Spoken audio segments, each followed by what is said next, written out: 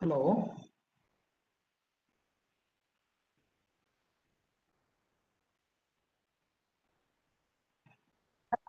Sir, okay, no? Yeah, okay. I am ready. I am ready. Okay, sir.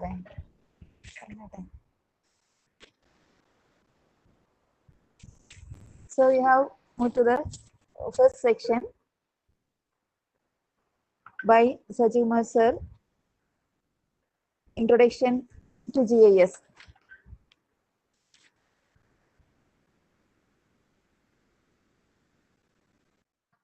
Civil Engineering, GEC Thrissur. Career started since 1960 from GEC Thrissur.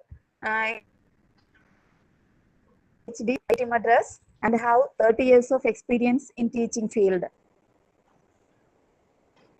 For the program, he taught us the. I hope that he is the apt person to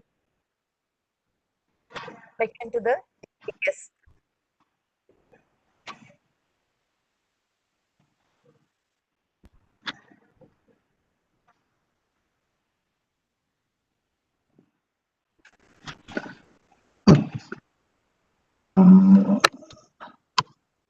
Thank you for introducing me, and I would like to start my session directly, and you can just switch on your video for a first, so that I can see you people, because during the online session we face the most difficulty is that we can't see your faces. At least for the beginning, I would like to see your faces.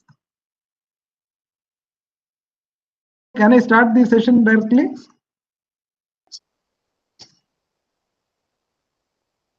Okay, sir. Okay, sir. Request that all of you please switch on your video just for seeing all of you, and then then you can, of course, you can go to the other mode. I think some new, some faces are seen which are familiar to me, and I have seen certain names. That's why I said I think Anita is known to me, and several others also.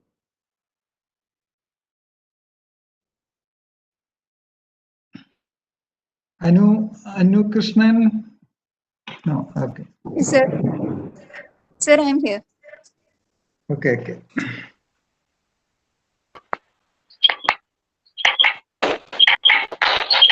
Anyway, I think I'll straight away start my session just by covering it in two small sessions. I separate. Hello. I separated the session into two, and I'll be covering the first part. That is the introduction part of the GIS, and then I'll cover a little bit on the analysis part, so that the people will get an idea of. And basically, I'll be starting with. I'll just share my content.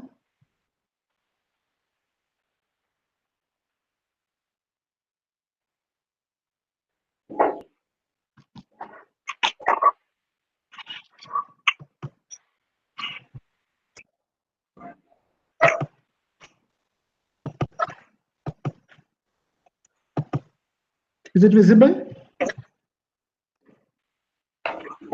Yes, sir. Yes, sir. Okay. Now, those who want to switch off the video, switch off. And basically, I am just giving an introduction of geographic information system. I already introduced, and I'm professor at Government Engineering College, Thrissur. And as you could see here, I have included one line at the that is nothing but the longitude and latitude of the location of my college. Okay. what is going to happen in the new era. Probably instead of writing in a visiting card, probably instead of writing the actual address, people will start writing the longitude and latitude so that the people can easily locate the position. And this is a new era. At this juncture, I would like to ask one question: what are the new technologies which has changed the humankind in the last decade? Hello? Interactions. So whenever I ask a question, I request that you may please answer the questions. So what are the technologies which has revolutionized mankind in the last decade or last 2 decades? Yes, sir. GPS, the coordinate system. Yeah. Now, a few of them are this. That is biotechnology, nanotechnology. These are being the intelligence and robotics. It is coming in a big way. And mobile technology, we have already seen how the mobile technology has and how it has become cheaper and very accessible to the common man. And geospatial technology, of course, the geographic information. Geospatial technology is nothing geographic information system. And at this juncture, I would like to ask you a question. How have you used the GIS so far? Yes, sir. Yes. I feel that all of you have used. Do you agree with me? Yes. Because those who have used the Android phone or smartphones, those who have used the map, actually you are using the GIS in a mobile GIS. Okay. So in fact, it is the GIS which you are trying to use you are taking the benefit of the GIS. So in fact, user of GIS. Now my question is, have you even before that, I should say that the people have used. You might have even of this mobile technology and other things. You have used this technology or this methodology somewhere or the other. So, for example, you might have type of map and which you have used in your geographic classes. What is this? You are trying to locate the position of the ores, mineral India, and you are trying to locate the location of the mines of different type of ores. Okay, so basically this is not geographic information system. You are trying to locate or you are trying to identify the information or you are trying to link the information into a map, and such a thing is known as GIS. Now the question comes, an interesting question: should we require computer for having GIS? Yes or no? No. No. It is not very much essential, but there are situations in which portraying different layers of data on a series of base map and relating things geographically has been around much longer than the advent of computers. So, for example, here, this is less of an company, Irish company, railway company, and so they have submitted a report in which they have included a map. The map, the thickness of the line in the map indicate the traffic through the line. Okay, we have very good insight into the how the traffic flows in a rail network. Okay, so this is an information. You are trying to interpret or you are trying to show how the data changes with respect to the location. So this is basically information. And another thing, this is the earliest example of geographic analysis, and it has not been done by a engineer or a scientist. Not an engineer, not a mathematician, but by a doctor. What has happened is there was an outbreak of cholera in a particular place in London, and he started. There are so many people are coming, and somehow he felt that he started locating the position of each of these houses, these people, patients.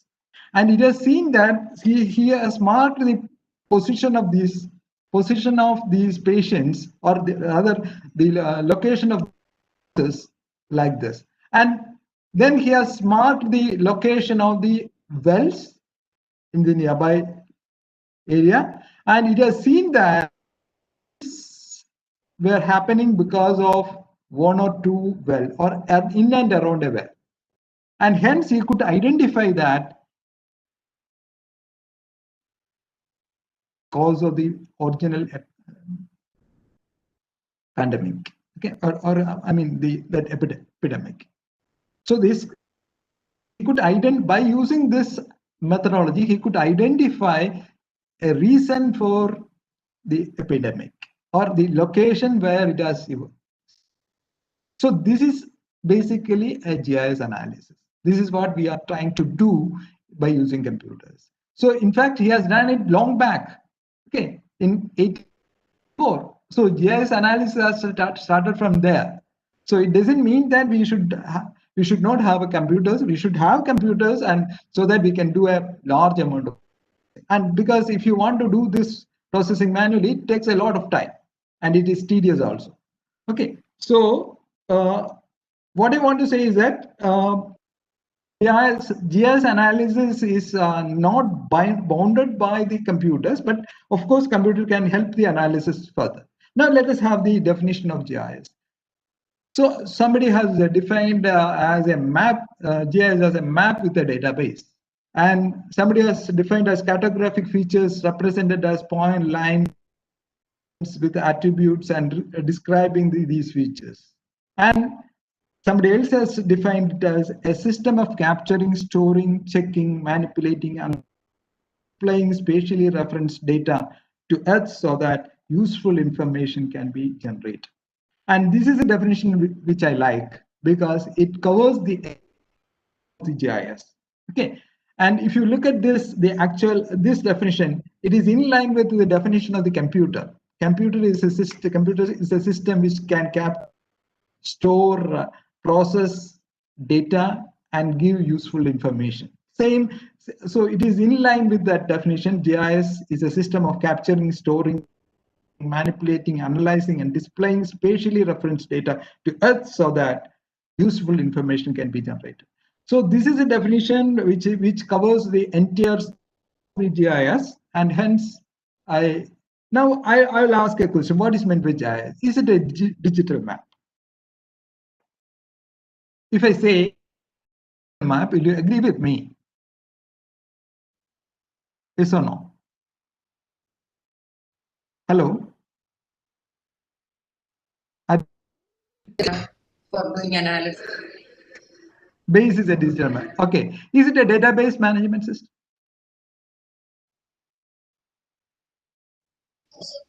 Yes, yes. Is it a database management system? Yes, it is a data. Is it an analysis tool? Yes, it has analysis capability. So basically, a GIS is a digital map with a database attached with the capability of analyzing this data. Now the question comes, what is a data and database management system? What is the basic difference? What is a data management system? So basically, suppose I have an office in which so many papers are coming. Say, as I'm sitting in the invite, and suppose what I do is I'll put everything in a sack. And later on, if somebody asks one question, I'll keep upside down the sack and then searching for the paper.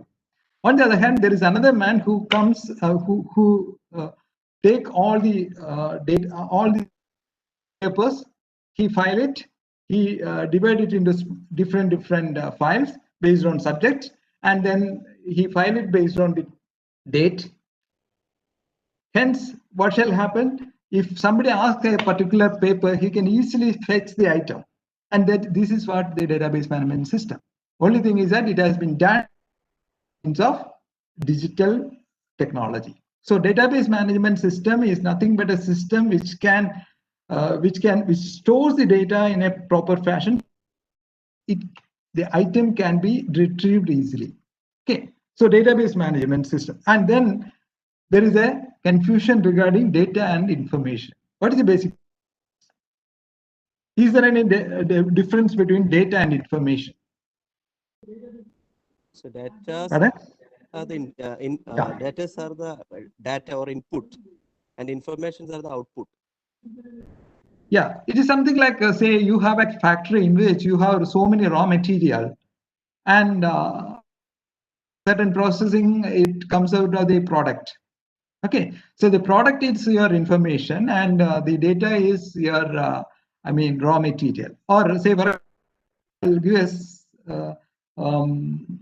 a small example. Say you have the collection of the height of the student in your institute data, and if you say the average height of the student is 154, it is an information derived from the data. Okay, so these items are important consent, and that's why we are written as geographic information system. Okay, so now let us see the one GIS. Excuse me.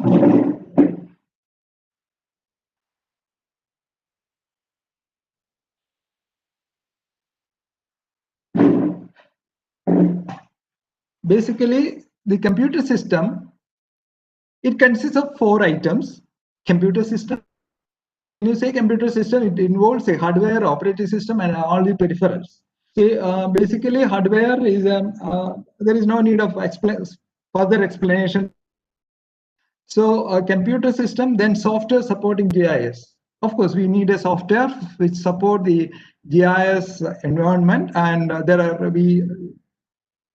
you are known about the softwares regarding the GIS. ArcGIS is a professional one, and it is a proprietary item in the sense that to pay a lot of money for getting the software. And open source is there are different open sources like GRASS, QGIS, and Mapindo, and so forth. So these are softwares which are available free of cost, and moreover, it can be the source code of that particular software is available, so that if you want to, you can modify it and just do it.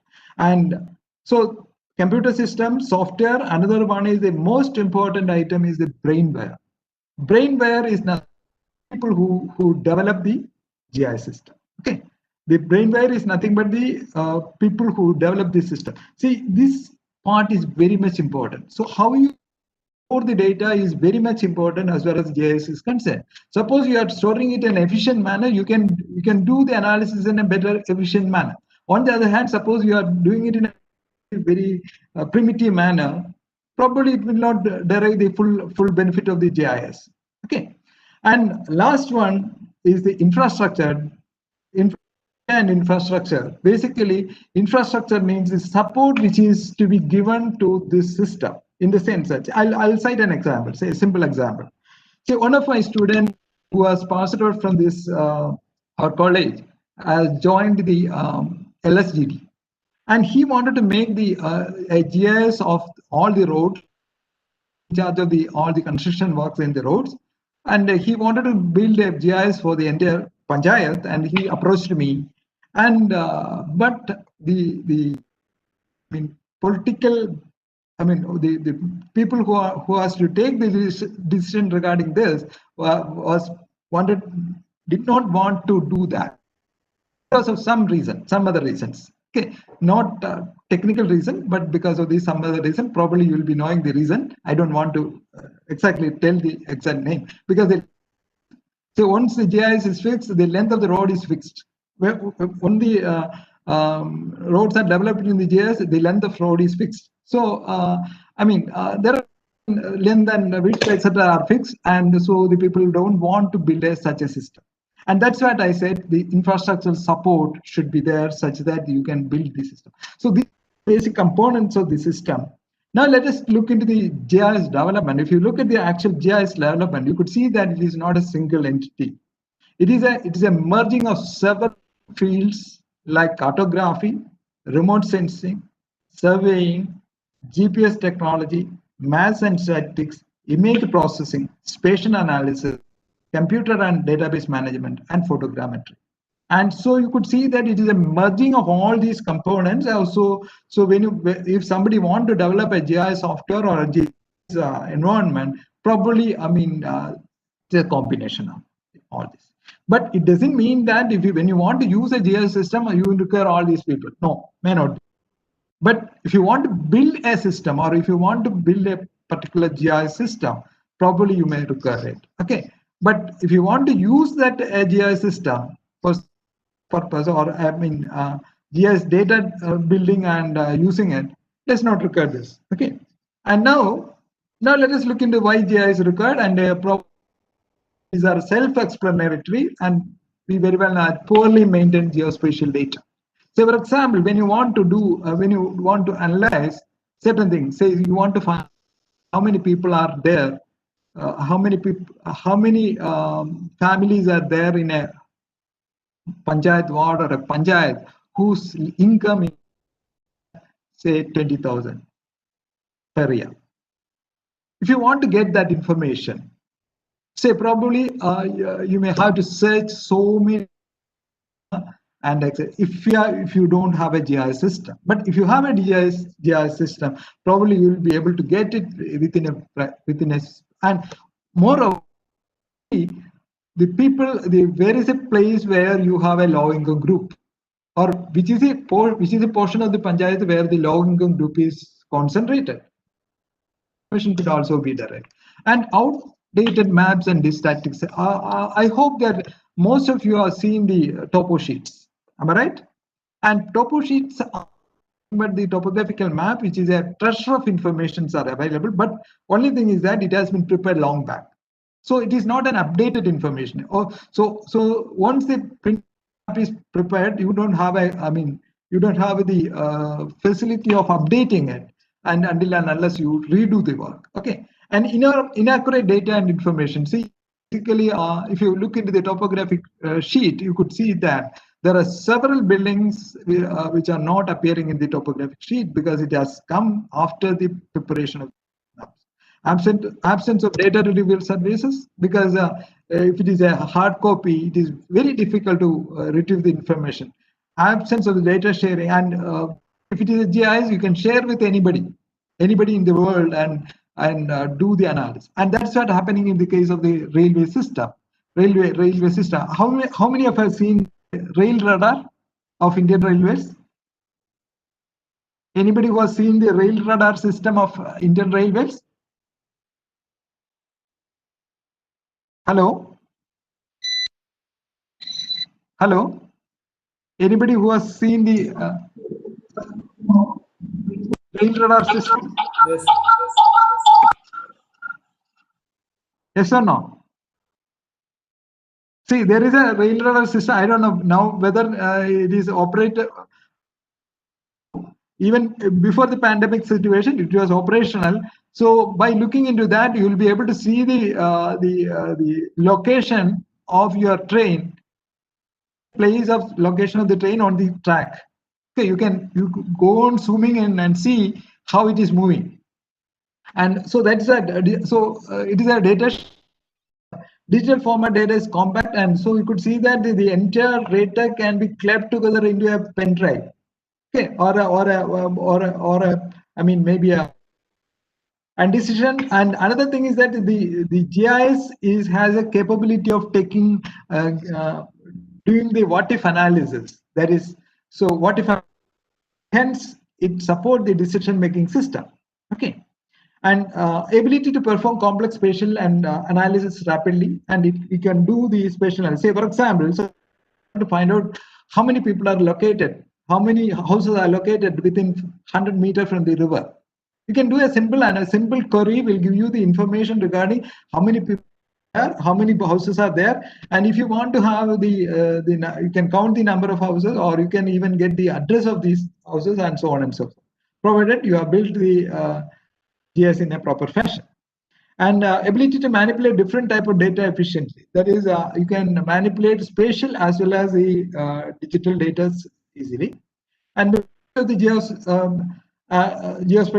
geospatial data better maintained in a standard format, and revision of the updating it become easier. Geospatial data and information easier to search and analyze and represent. Value-added product can be generated. Say, suppose you are taking the topo sheet, and then you can build something on over there. Say, now the Survey of India provide the digital topo sheets, and in certain area, the digital topo sheets are available for certain area, not for all the. And if you have the digital topo sheet, you have different layers, and it can be easily converted in the GIS format, and you can do whatever modification on that, so that you build a product over it. And geospatial data can be shared and exchanged freely. Productivity and efficiency of the staff is improved. This is very much important. The product, say for example, to do the analysis which Dr. John Shaw has done. If somebody does it by manually, you could see that it becomes tedious and mundane. And people are not like to do the mundane job and tedious jobs. Repetitive jobs. And so, on the other hand, the computers are very good at it. The repetitive work very easily without committing a mistake. And so normally, people will mistake at least in 1 in 500 calculations. Suppose a man is assigned for doing calculation. It is estimated that he will make 1 mistake in 5 calculations. On the other hand, the computer or GIS does not. Okay, and productive and saving in time and money. See, because it very obvious, and better decision making can be done. Now let us look into the type of GIS. The GIS can be classified into 3, basically the desktop GIS, and that's what we normally mean. When you say GIS, it is a desktop GIS. On the other hand, you have a web GIS and mobile GIS. And web GIS is something like, say, you have data which is located at 3 different places, and then you can combine data by using your web GIS, and such that useful information can be derived, or useful solution to the query, or the answer to the query can be derived, and that is known as web GIS. So your data layers are not located in a single place, rather it is located in different places in different parts of the world, and you are clipping all these layers together and trying to see what is the final outcome. Okay, that is not a web GIS. And mobile GIS is basically it's a mobile version of the GIS, and in mobile GIS, the location-based service is one of the item which is quite often. Say, suppose you are standing in a particular place, you want to locate the ATMs around you. You can easily do that by using a mobile. So that is known as location-based services. And location-based services are the combination of web GIS, GIS, and mobile GIS. So location-based are a combination of these 3. Okay, and these are the 3 type of GIS. Now let us look into some application. Listing of the application. I have details of these application. I just want to indicate what are the things which could be done, but I'm not going to the details. So facility manager, locating the underground, planning of facility maintenance, telecommunication network could be modeled in the GIS, and energy use tracking, and want to build a energy balances or energy usage in a KSCP network, you can do it by using GIS. I just want to indicate this example, to indicate that this is not limited to civil engineering, or this is not limited to engineering. GIS application is not limited to civil engineering alone. It can be applied to any field which is linked with the spatial location. And fault detection in energy and communication networks, and street networking, car navigation, flight navigation, locating houses and streets, site and emergency services, crime detection and prevention, and planning and engineering, urban planning, regional planning, route selection for highways and railways, development, transportation planning. And so please note that this list is not exhaustive. These are only indicative nature or of indicative nature. And application, cadastral administration. Say for example, if you build an application for the villages, which in which you can build the cadastral information like the owner, thunderpair, etc., and then it becomes very taxation, zoning of land uses, land acquisition, ownership maintenance, soil information system, groundwater information system, precision farming, water quality assessment. So all these things can be done in a GIS environment. In fact, GIS is going to become the new platform on which all the planning and design takes place. And environmental and natural resource, agriculture crop suitability, management of forest, environmental impact analysis, disaster management and mitigation, then locating site for waste, wildlife habitat migration routes management, wild scenic river preservation. And please note that there is humpty number of applications in this category. You can writing the applications of GIS, so on. And please note that this list is not exhaustive. It is just an indication of what could be done by using GIS. Now let us come to, so this is a basic introduction of GIS. I will just I would like to ask a question now. Should it be thought as a model of Earth? GIS can be thought it as a model of Earth. So building GIS can be considered as a model of Earth. So what's a model? Hello? What's a model? So a model is an represents specific characteristics of the prototype, not all. If the model represents all the characteristics of the prototype, it will become prototype. Okay, so model is a simplified version of the original item, in which you are looking at the actual characteristics which you are interested in. Okay, so model versus prototype. Now, how do we represent the complexities of Earth? And if you look at basically what you are trying to make a model of Earth. And if you are creating the model of Earth, you could see that there are large complexities on the land use and buildings, roads, and so many items there in the. And probably you will be interested in one or two items for the time being. Okay, so basically, how do we represent this complexity of Earth? It is just by means of a strategy, divide and conquer. Okay, what we do, we divide the information into different layers. Okay, into concept of layers. So actually, the entire reality being divided into different layers like this. Okay, so this is your actual area. It is being divided into streets, building. Then you can go on adding like this, land use, and then the number of trees, etc. So you can go on building the information over here.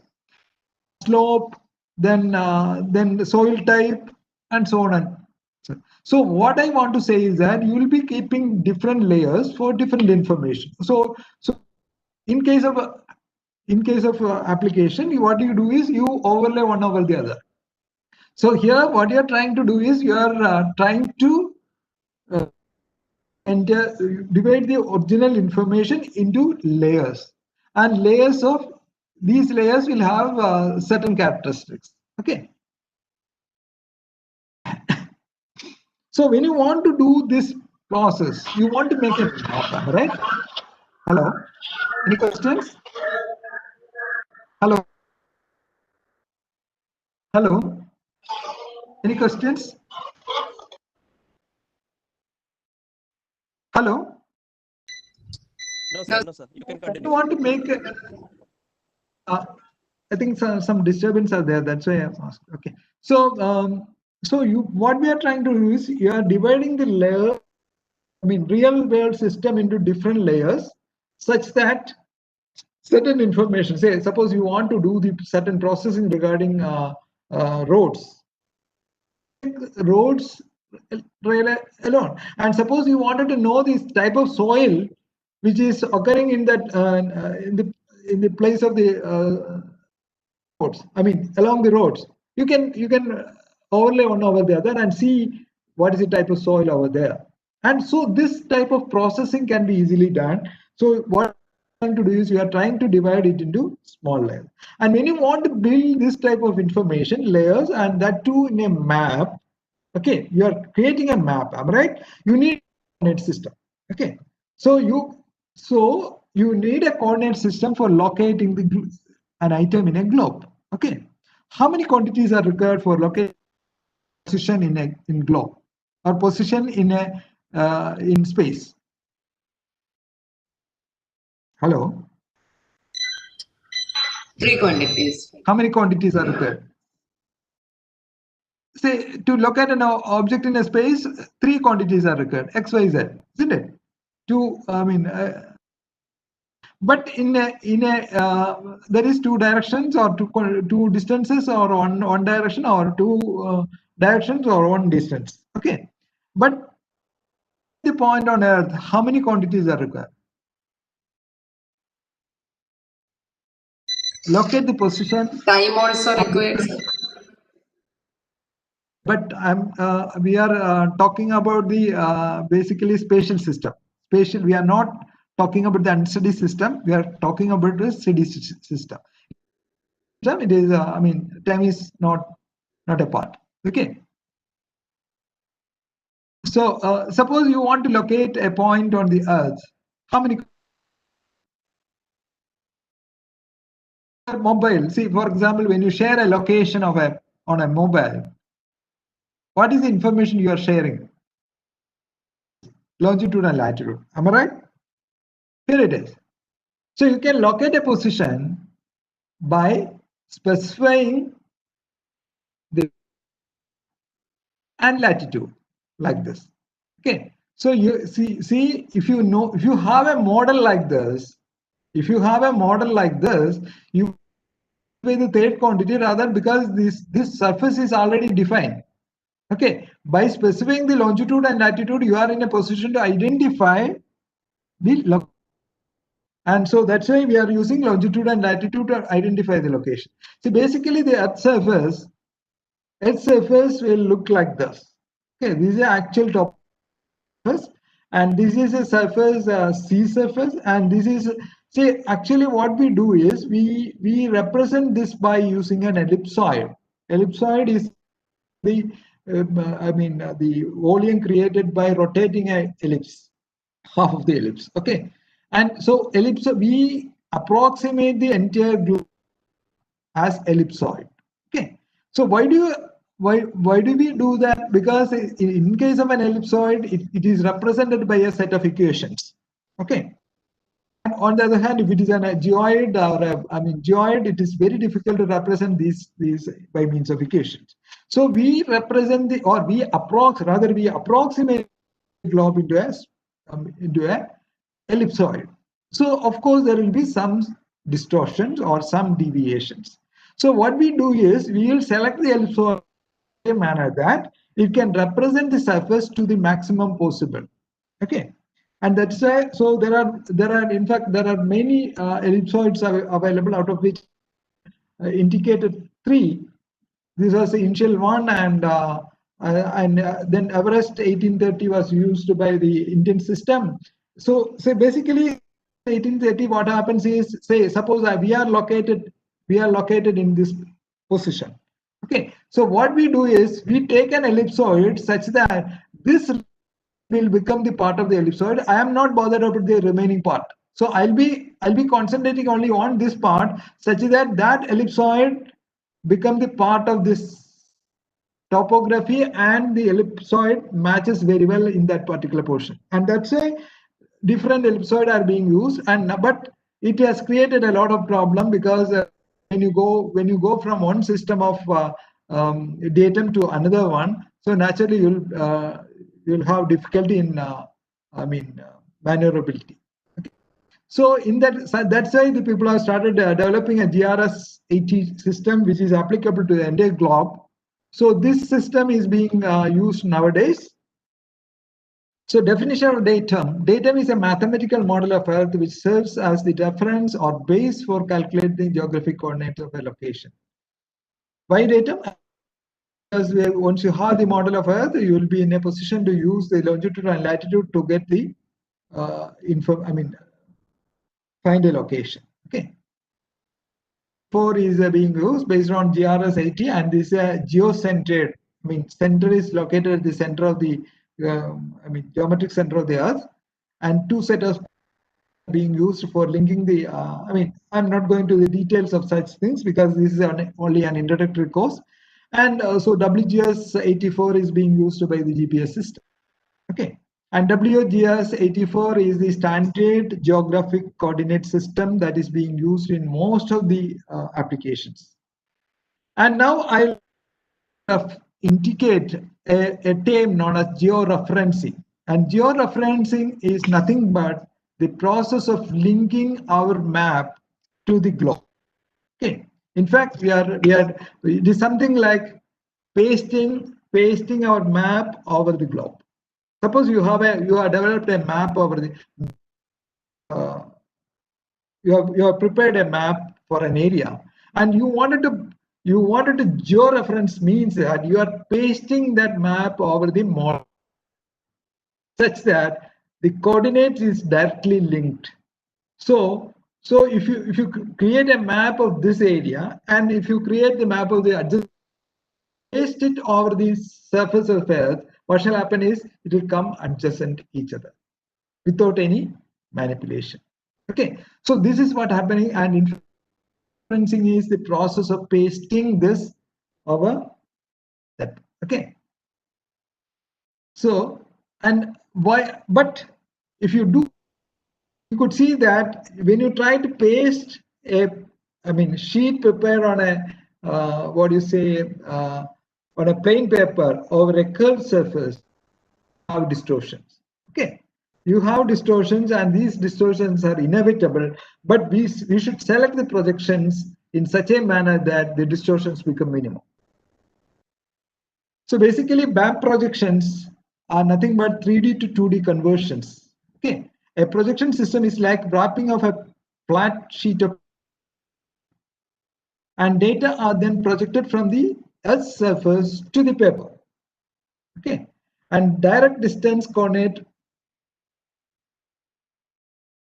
See, basically here, when you do this map projections, there are certain items which could be preserved. Either it could be directions, be distances, or it could be angles. So projections, please note that when you do a projection, it always leads to distortions. So there are different projections available: cylindrical, azimuthal, conic. So based on the shape of the projecting surface, so suppose you are keeping this, and then a cylinder is kept over it, and the projection is done to the cylinder, then it becomes a cylindrical projection. Azimuthal projection, you are projecting it over, and conical projection means a cone is being used for the projecting it. And then normal projection, I'll explain with the example. So this is a cylindrical normal projection in which you are these are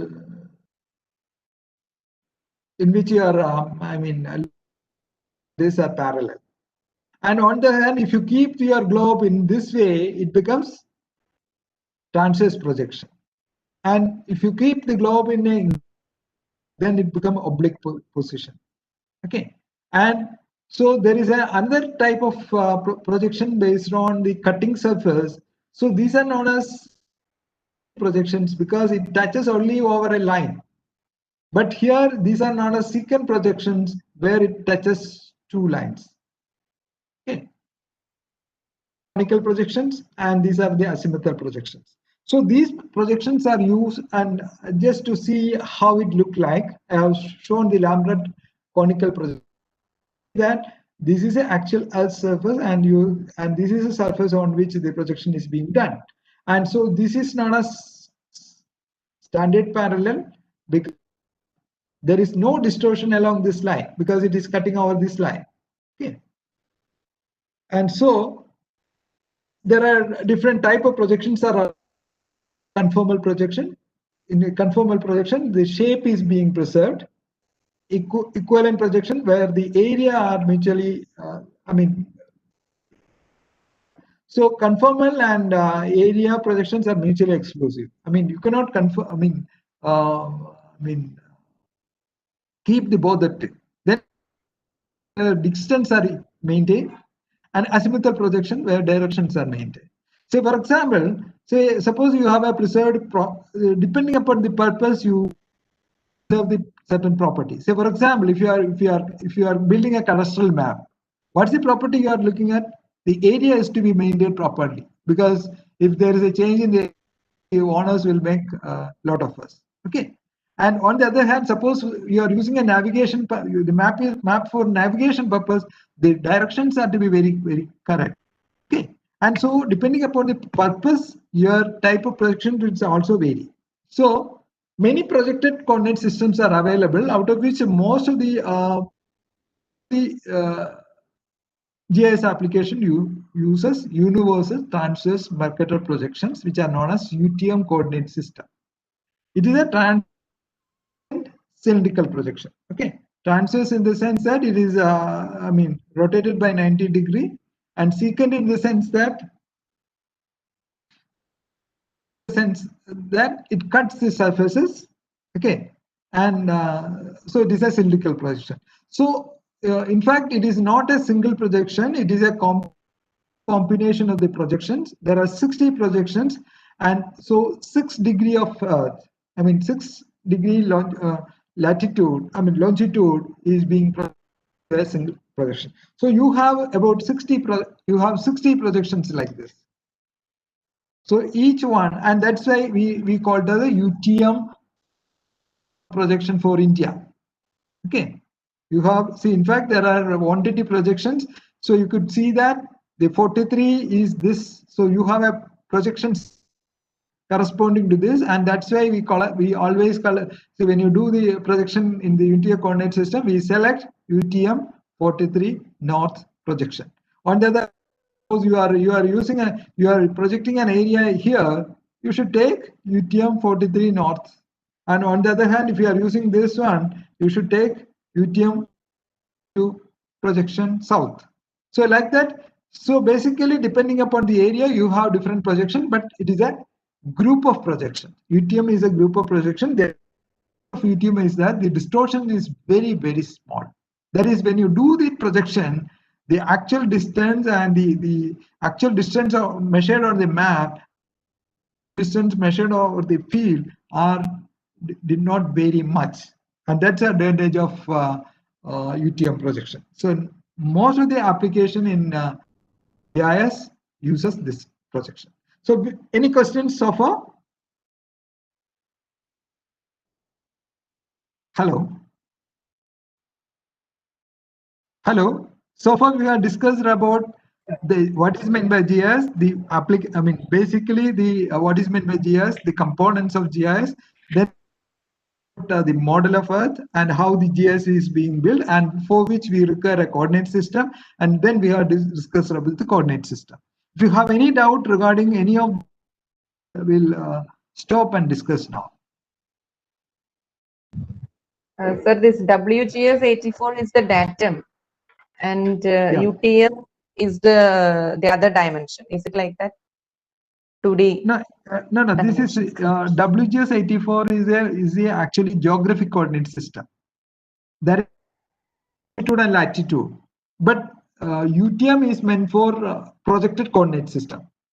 So in geographical coordinate system, actually the measure in terms of degrees, geographic coordinate degrees or radians, but in the UTM coordinate system it becomes meters, because you see, when you see, say for example, when you are developing a map by doing a surveying, what you're trying to do is you are creating a projected map. Okay. Actually, it is a projected map because you are measuring it on over the surface. So the projected coordinate system means it is a projected and it becomes a plane. Okay, but geographic coordinate WGS 84 means it is over the curved surface. That is the basic difference. Okay, sir. Thank you. Any more questions? I hope it is not going overhead, going as overhead projection.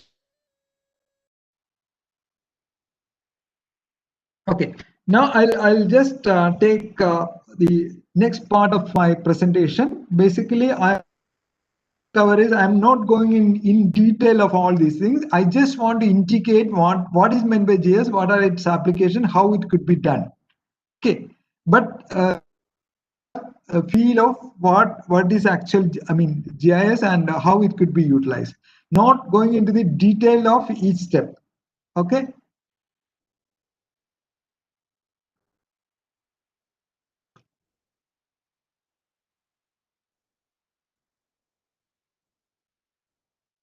So now going into a little deeper in the sense that I'll be looking at the data and how this data could be analyzed, how the data are being stored, and so forth. Okay.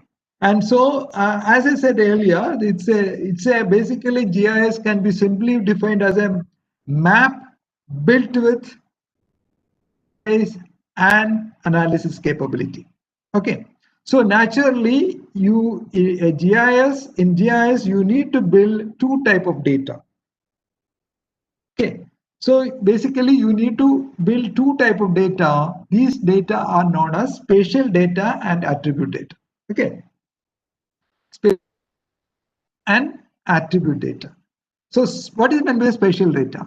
Spatial data is nothing but a data which is attached with location.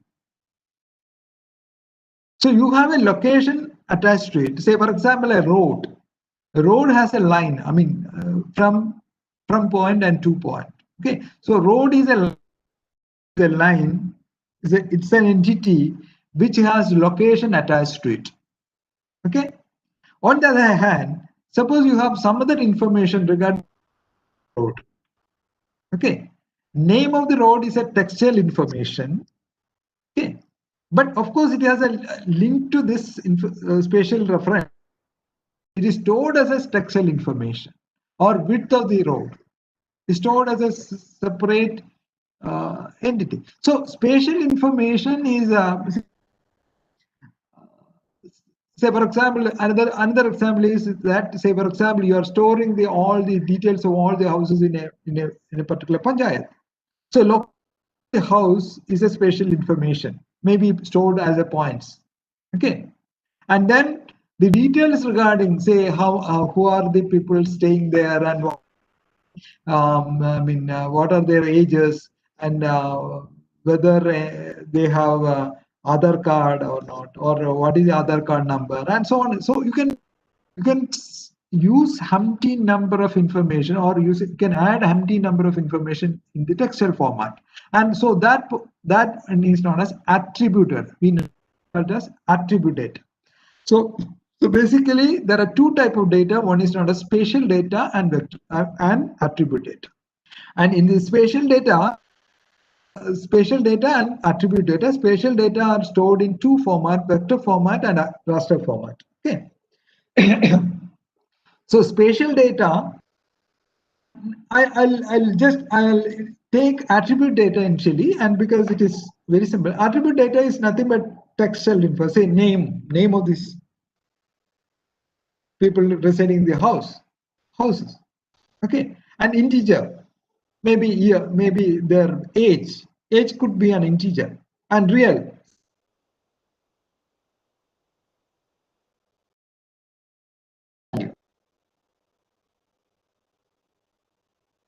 And Boolean, male or female, how the new gender has come. Anyway, it could be Boolean. Okay, yes or no, whether they card or not. It's a Boolean. Yes or no questions are Boolean. and real values like height of the family member, 157.5 is height, and whereas integer, say let us say age could be an integer. Store the and likewise you have different information which could be categorized into text, integer, real numbers, and Boolean numbers. Okay, so these are very well known, because in those who are used any computer language might be knowing how they have stored the integer, real, and text, and Boolean, and etc. etc. Okay, so this is a very basic information that could be stored along with the spatial data, which we normally called as attribute data, and these data are stored in the attribute table of the spatial data. Okay, and so in fact what you're trying to do is we are trying two tables and trying to link together. One is known as attribute table and another one is known as spatial data. So spatial data and attribute data are linked by a relational data management system. Anyway, let us not look into how it is being done. So what I want to say is that attribute data is the text information or numbers which are linked with the spatial information. So now the spatial data can be converted into two categories of information, and vector data and raster data. Vector data format. See, basically, I hope all of you are used the AutoCAD. Hello. Yes, sir. Hello. Yes, sir. Yes, You are sir. used Yes, to sir. Yes, sir. AutoCAD. So you could see that when you draw a rectangle in the AutoCAD, what you're trying to create is you're trying to data, because it is an entity. The rectangle is an entity which can be moved, or which can be, its property can be changed, isn't it? But I'm not going to say GIS data, but it is a vector format. Basically, it is a vector format. On the other hand, if you take a photograph, suppose if you take a photograph of a rectangle, okay, it becomes raster format, because that rectangle cannot be easily selected. It is not a single entity. Rather, it is a complex cells together. Is it clear? Hello. So suppose you have a rectangle drawn on a AutoCAD. It is format, vector format, in the sense that it's a entity being created by using certain methodology, so that item stand as a single separate item. Whereas if you are taking, say you have a rectangle, you have kept the rectangle there, and you have taken a photograph of rectangle, select that rectangle from that image.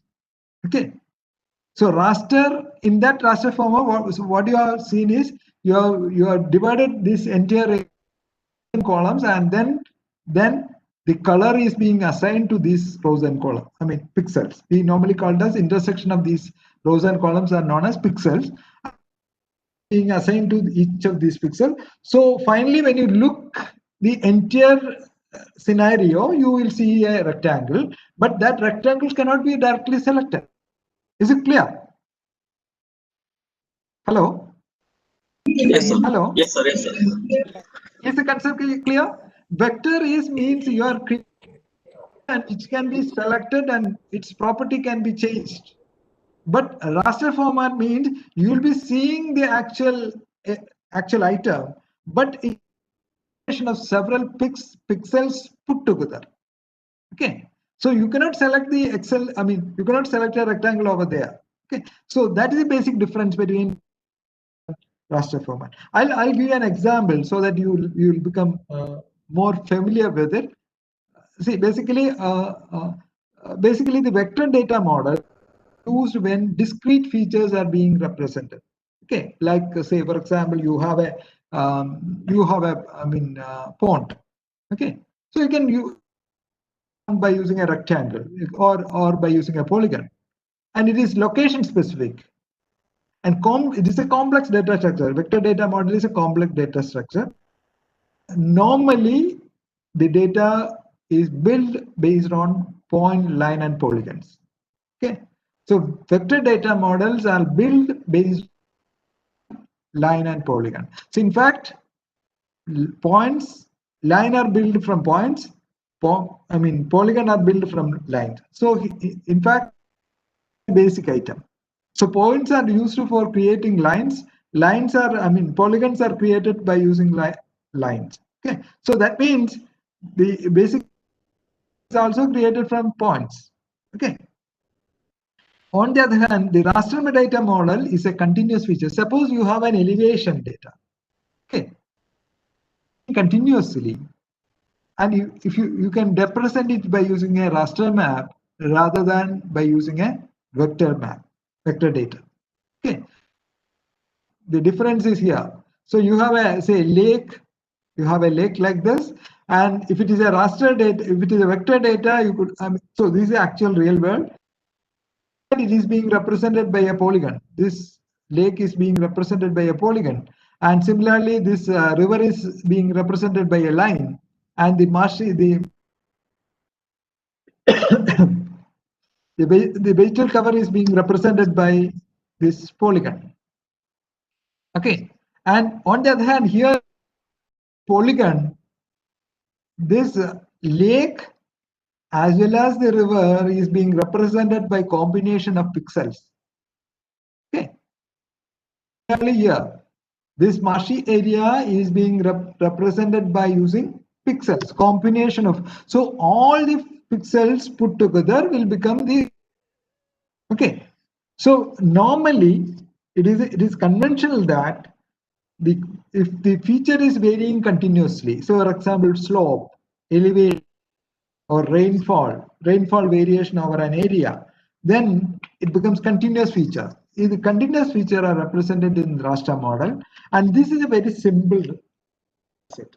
Okay, but the disadvantage is that it is not exact. As you could see here, the actual polygon is not correctly represented. Okay, and moreover, another problem is that its size become large. Okay, size become large, so naturally the processing time,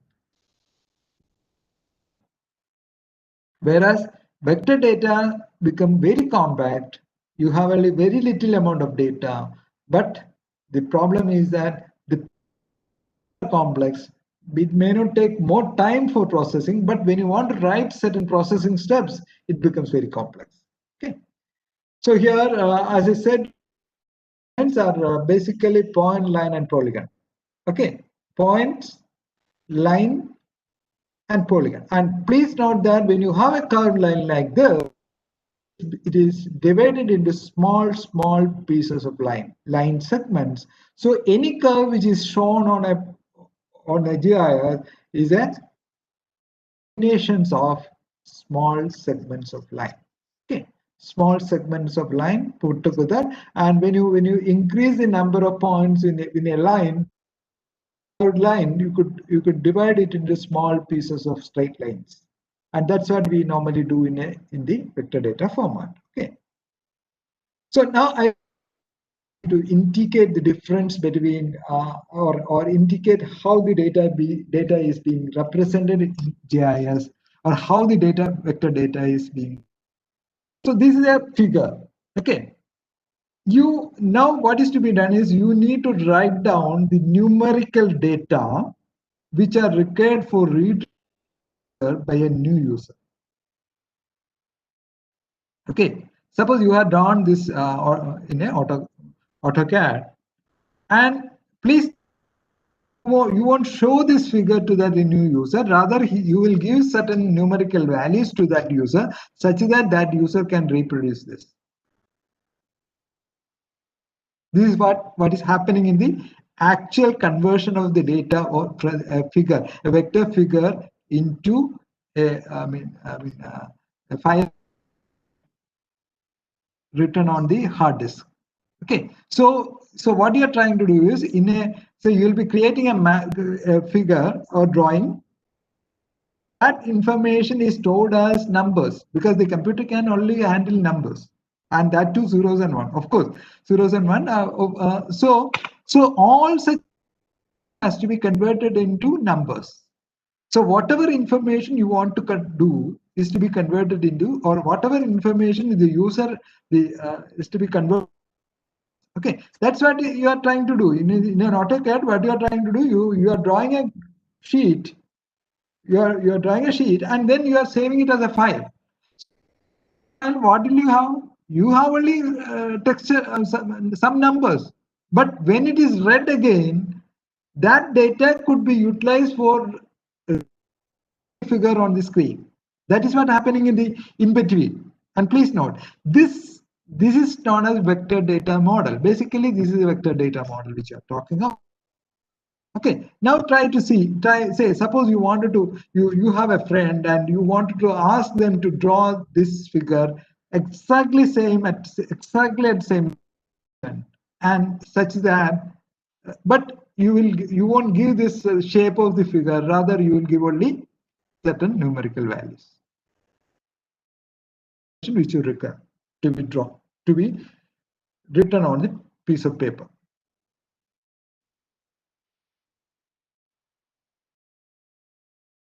Hello. The coordinates. Any answer? The coordinates. Okay, you need to have the coordinates. Okay. For the sake of explanation, I have put the coordinates. 1345. So is it simply sufficient with it alone?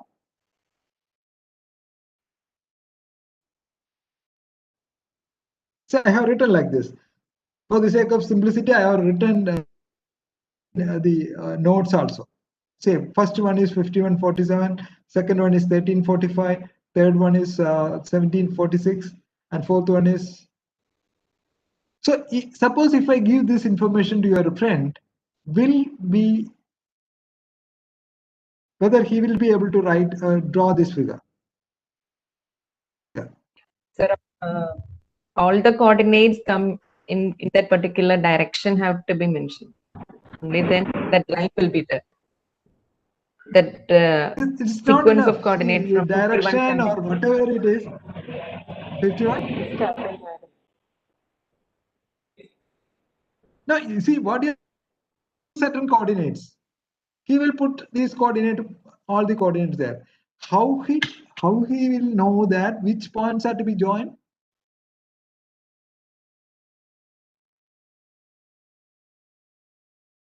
Okay, so for that again you need some more information. These are the coordinates. These are the points. Now you say the first line is from 1 to 2.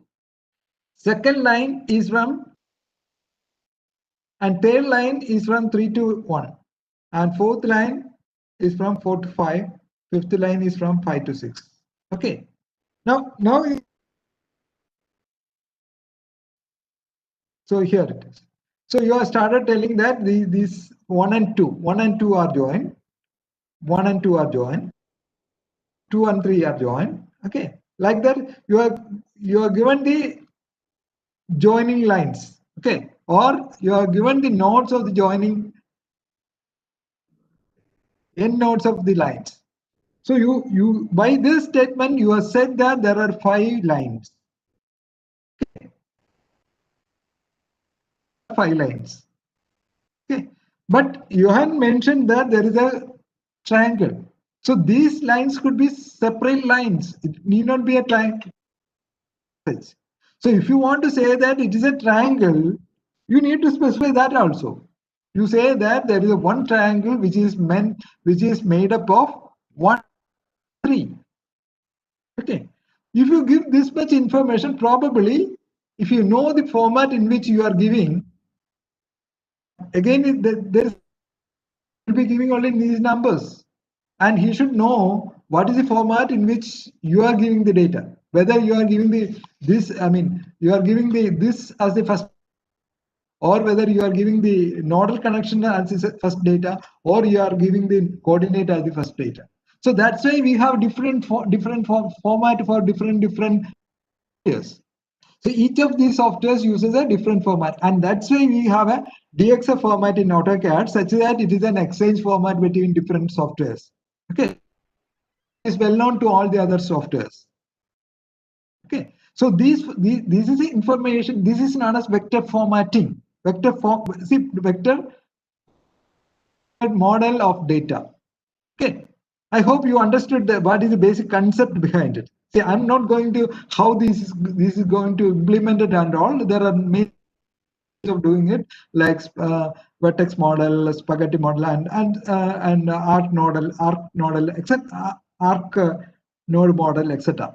So I'm not the detail of it. This is the crux of the item. That is, when you want to build a figure, you are giving and its linking line, and then you are giving the linking line for the polygon. That's all. Okay, that information is being written and kept it in the hard. And whenever you use that, read that file, that information is being used, and these figures are redrawn. That is what happening. Okay. Yeah. Hello. Hello. Hello. Yes, Hello. sir. Yes. So this is what happens in the case of an AutoCAD also. I mean, this is true for any software which uses an vector form of data, AutoCAD, or SolidWorks, or any such things. Okay, and so you are trying to represent this by means of coordinates. These coordinates, then you are saying how these coordinates are being built, and of course, say when it becomes 3D, you have surfaces and then volumes, etc. And of course, that has to be linked like this.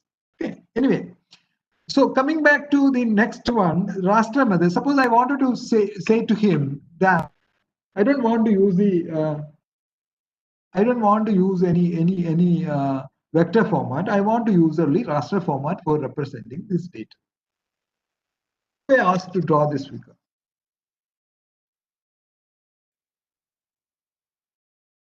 I don't want to use the vector data. I want to use draw this figure by my friend. What should I do? So that pixels, the small cells, how they are arranged in that area can be given. So what is to be done is you can divide this into small rows and columns. I divided into rows and columns like this. Now what is to be done? Now what is to be done? That these columns or these pixels, the pixels corresponding to along these lines are in blue color, and are in blue color. These pixels are in blue color. These pixels are in blue color. Okay. Then only I'll get it. See, now I'll just show you how it is being done. So I cannot draw a straight line like that. Here you could see this is an approximate representation of. Okay, and that's why we say that the raster format is approximate. You could see here the vector, but when it comes to the raster format, of course you can increase the number of pixels on the row, and number of pixels. You can increase the accuracy of the figure again and again. Okay, if you go on increasing the number of pixels, so naturally your space for storing this becoming large. Okay, this is a raster representation. Is it clear? So you are now, Yes, sir, yes. how do I store this data? How do I store it? Please note that this data has to be stored inside as numbers.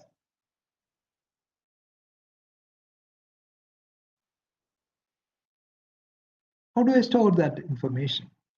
How do I store is I'll be going on writing zeros for all these things.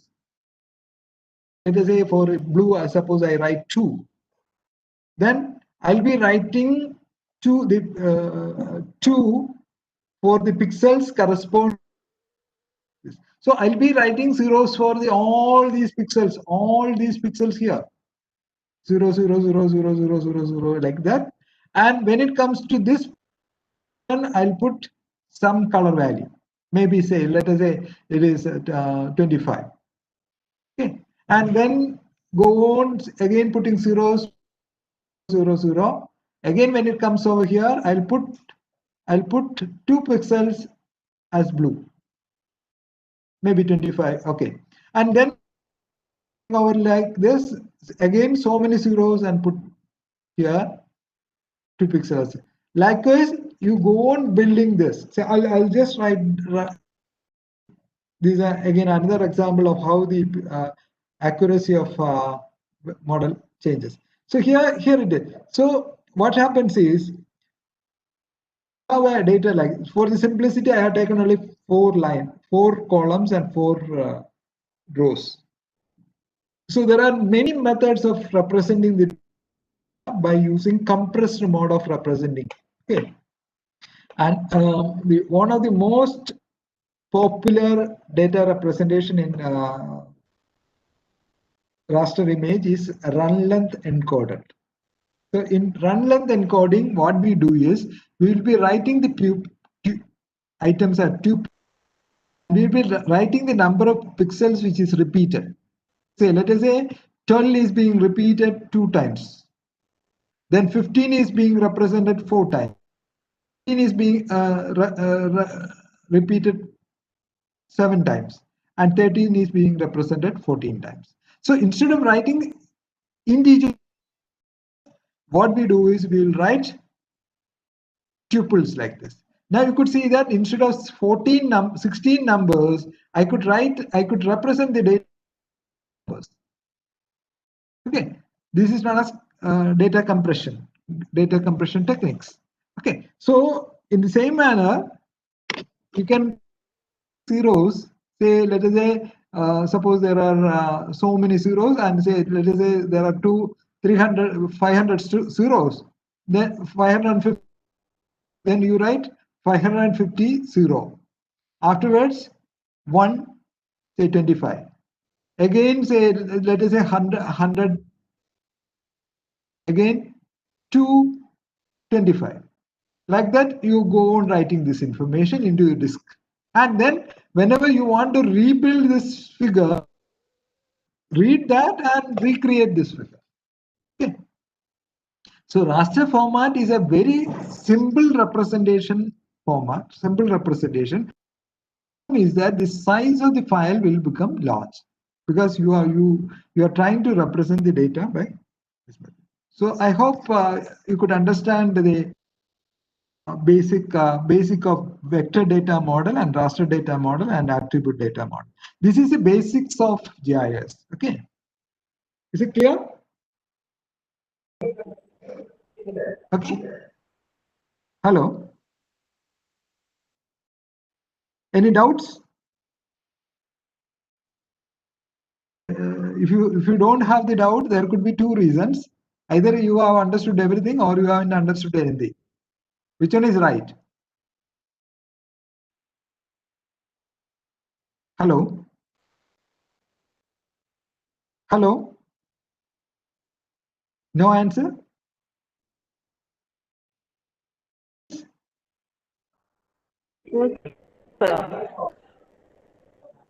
Okay, then I'll just move on to the most important part of the part. That is I'm not dealing with any of the raster data analysis. I just to indicate. See, please note that this lecture or session are of indicative nature, in the sense that I am trying to give an overview of GIS. What are the things that is available, how it is being done, and what are the data, what are the different type of data, how it is being represented, and then how it is being processed. And so probably I may not go into the details of each of these items, but just to indicate what are these items, or what is meant by these methods. Okay, so vector data analysis can be classified in category like buffering, overlay, map manipulation, distance measurement and pattern analysis. Out of which I'll be covering only first three, because the other two are not very very much important as far as a beginner is concerned. Okay, so the buffering, overlay, map manipulation are the basic processes which are required for GIS processing. Okay, so say let us say by using some methodology you have created the data layers, and you can build the buffering, overlay, etc. So buffers are not rings drawn around the feature. Do you require to have any break? Hello? Hello? I was talking. That's why I'm asking whether you no. Sir, continue. Sir, continue. Shyam. Hello?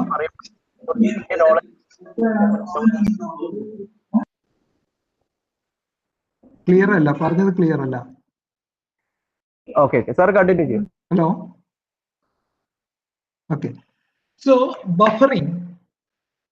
Buffers are rings drawn around a feature at a specified distance. This feature, when you say feature, there are three features. Which are they? Line, point, line, and polygon. Okay. So it could be line, it could be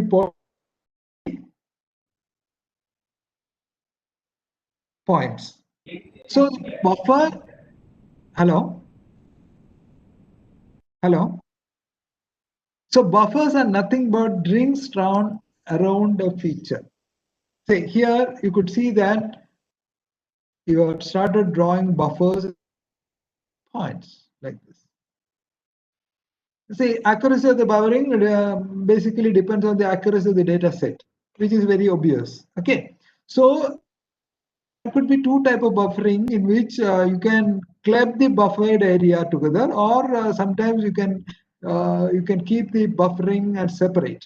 In this of this will not combine with the buffer of this. Okay, that depends on the analysis part. I mean, you can like this, or you can do it separately also. So you will be having a buffer for this, and so you could see that the buffer is maybe say for say 20 meter, 30 meter, or something like that. Okay, you can see that this, as the distance goes on, the buffering area will goes on increasing. Now, what is the purpose of this tool? This tool is basically used for buffering, creating the buffer zone. Say, for example, suppose I say no noise exceeds certain decibel within 1 kilometer of school, universities, and hospitals. Okay, suppose I wanted to mark the area in which the noise should not exceed say 55 decibels. Okay, so what should I do? I'll take the location of each of these universities and schools and buffer it by say within 100 meters, buffer it by 100 meters, and club all these areas together. Itself, you can give that option. So you'll be able to get an area where you can have this. And another thing is that this, okay. Another thing is that say you have a river, and no trees should be cut meter from the river. Suppose you want to impose this item, and then you can demark the area,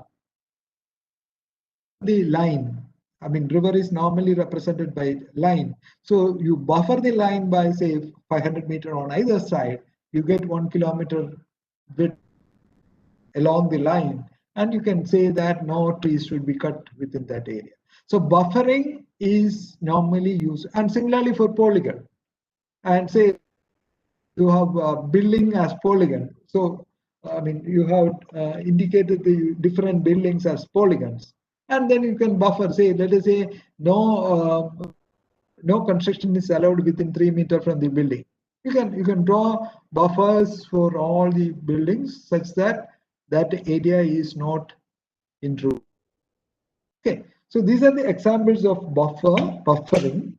And another one is the most important item in the GIS is overlay method. Okay, because I already told you in GIS we are dividing the real world system into different layers, and then whenever you wanted to have certain analysis, we need to keep one layer over the other. Okay, especially when it become vector, the analysis become very complex. Because there should be certain procedures for clubbing these polygons, finding the intersection of the polygon, how the area comes, how the intersected area comes, how the separate area comes, how many area how it has been divided into how many areas, and like that there are several processing is to be done. Overlay process. Okay, so overlay is the hallmark of GIS. Basically, you are trying to build different layers and then you are putting one over the other and seeing results. Okay, or deriving the useful information from that. Overlay of multiple data layers in a vertical fashion is most commonly used for data. And in fact, there are different overlay methods. For vector data layer, there are different, and for method, normally it is nothing but the arithmetic and logical operations.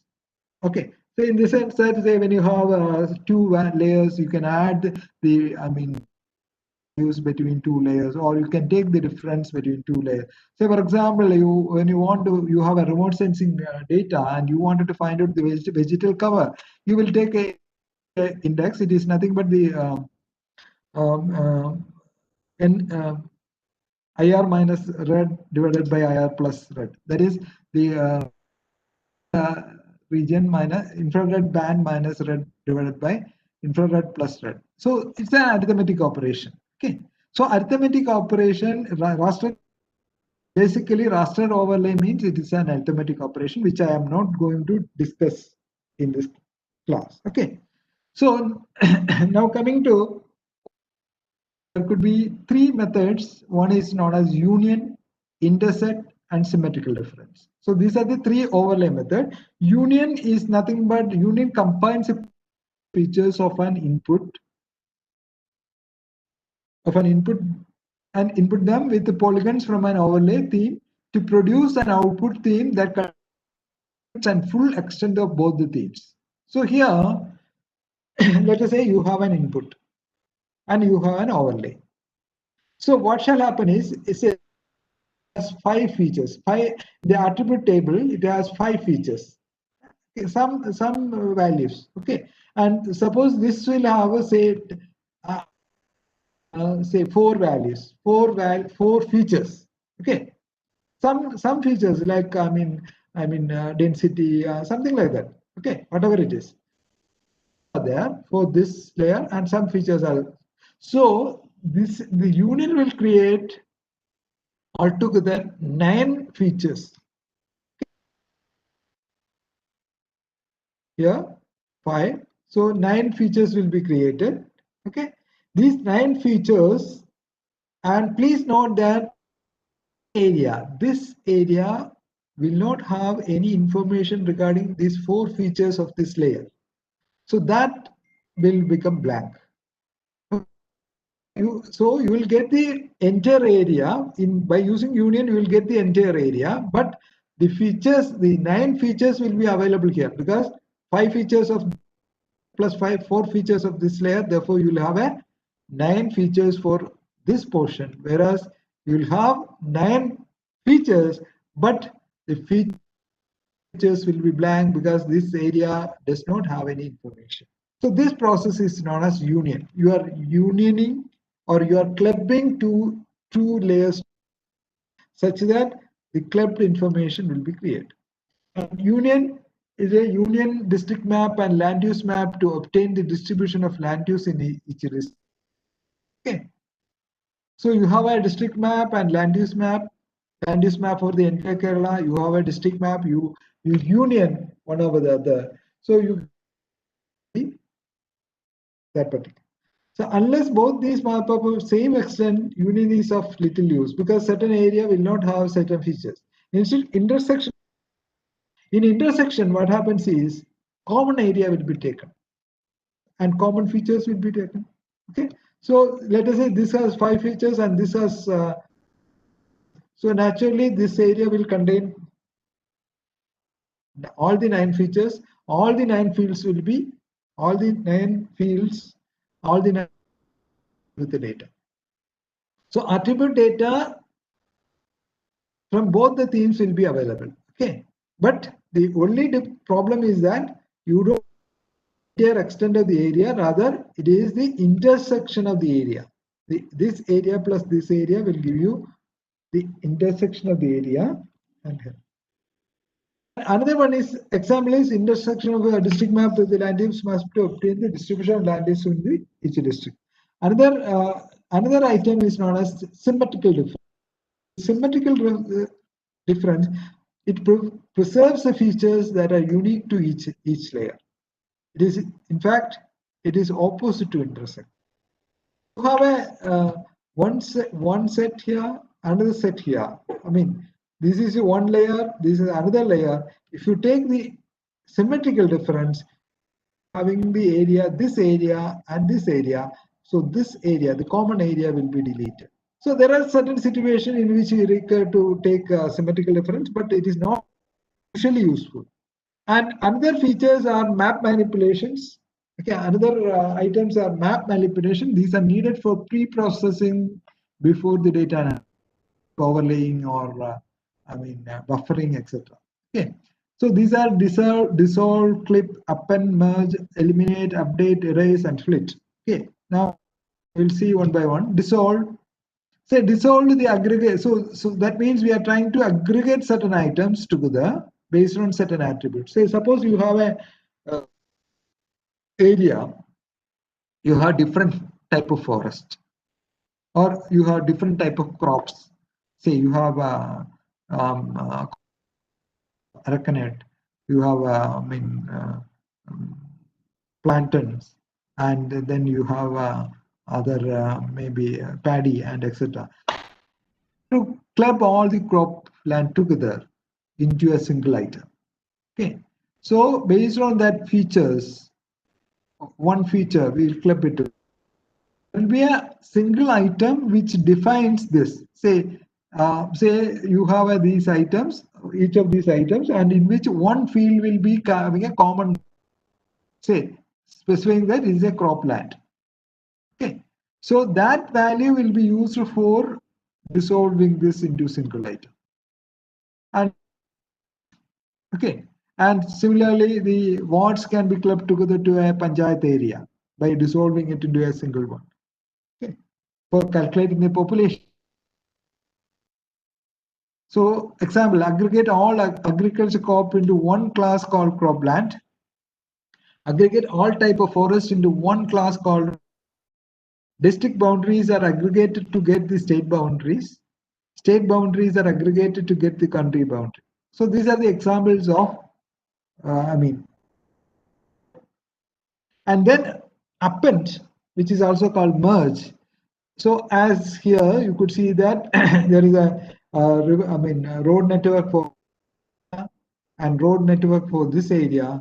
You can merge it together by using the append so that it becomes clubbed together. Suppose you have a district map of one district and road map of another district. You can merge it together such that you get a combined map. So for merging these two items, you should be careful that the features of both the items should be same. That is, the field attribute table appending or merging. Merging data from various sources: road map and adjacent state maps and district map, reverse of adjacent state and district, land use of adjacent state merged, and their attribute should be similar.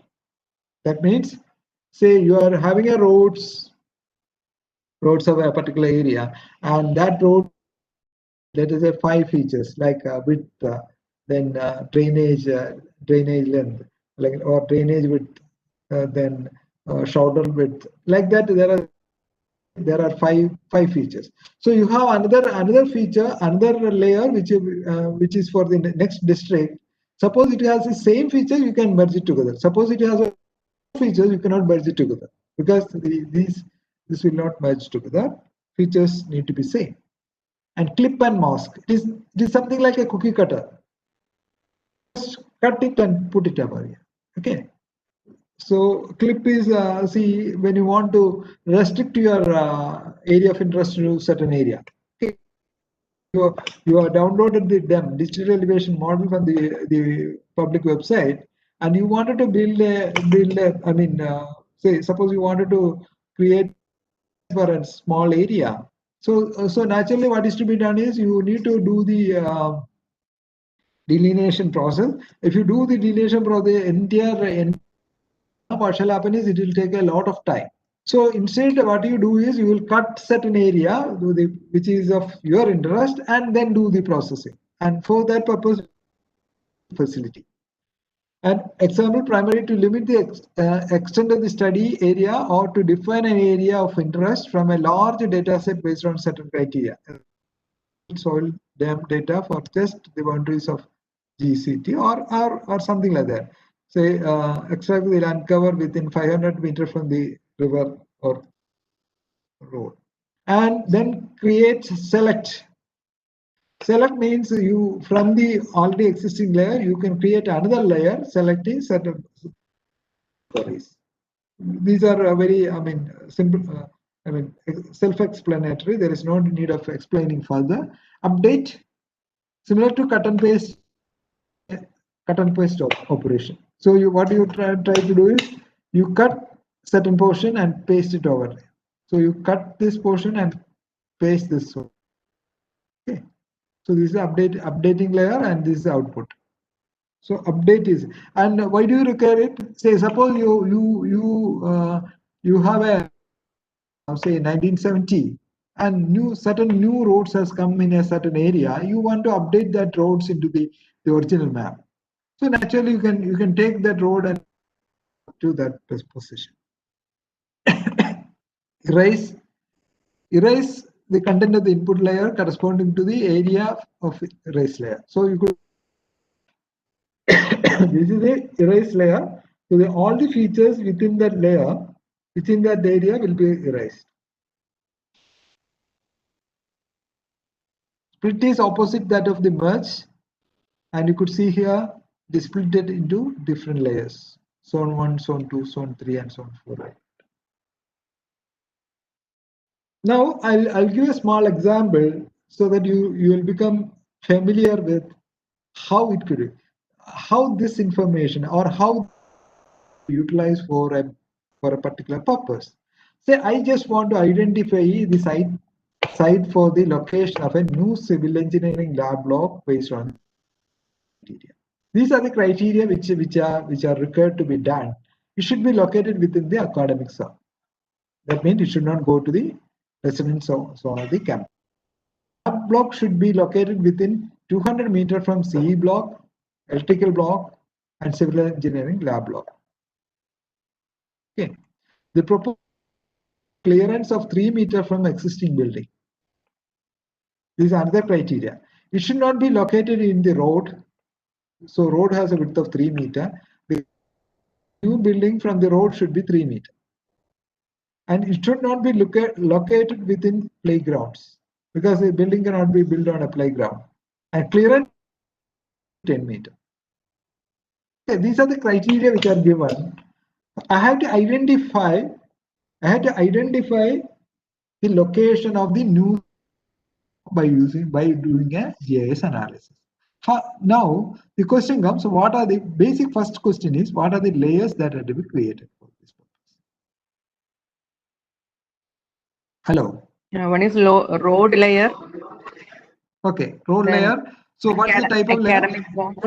What is the type of layer? Linear line. Is it line, point? Yep. It is In line. type. Okay. Line. Then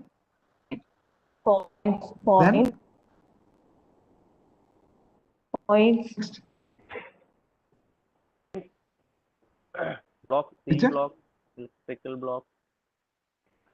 Yeah, there is the building block. All the buildings have to be there because I mean I cannot simply take a civil engineering or electrical block. All the building should be there because there should be a 3-meter buffer from. This is not a buffering, isn't it? 3 meter. I mean, no building should be constructed within 3 meters from the existing building. So, located within away from the road has a width of 6 meters. So line should have a width of 6 meters. Therefore, plus 3 meters on either side. Okay, by 9 meters. Okay, so you should have a road. You should have this one, and so then what else should I have? So these are the layers. So I have a land use layer in which I have indicated academic zone, residential zone, and playground. One layer. So the playground cannot be residential zone, academic zone cannot be residential zone. So these are mutually exclusive items. Okay. So I have land use layer, okay, in which academic zone, residential zone, and playground are indicated. Okay. Then I have a building layer in which all the building are plotted. Okay. So which is a polygon. Academic zones are also polygon, and road which is a line feature. Okay, so these are the 3 layers that are to be created. Of course, by using surveying or whatever method you want. Okay, let us say I have created the layers like this. Okay, so these are the building, and this is your ground. This is again another ground. Who are familiar with the GEC might be knowing this is your hockey ground, and this is your what do you call main ground, and this is your main block. Of course, I mean this has been created with without much accuracy, and that's why there is a slight kink and help. So these are the building, and then other buildings and lab block, etc., are being drawn. Okay. Now, so this is the first step that is to be done. First thing is you can buffer the line. You can select the layer, road, and buffer it by 9 meters. So you get an area like this. So what is to be done? Then what is to be done? You can pardon? Overlay. Then you should have an overlay because a layer in such a, you have to select certain area such that that layer is from 200 meters from block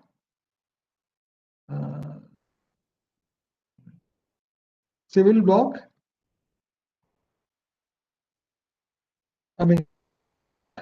Civil block and electrical block. Okay, so electrical lab block. Okay, so you need to draw it in such a manner that so you have to create a buffer for these 3 together. Okay, so now you can see that these polygons are buffered. These 3 buffered for 200 meters, and then you're building the layers. Corresponding parts. Sir, before doing that, shall we have to you do the union of the polygons? Or Yeah, that's it.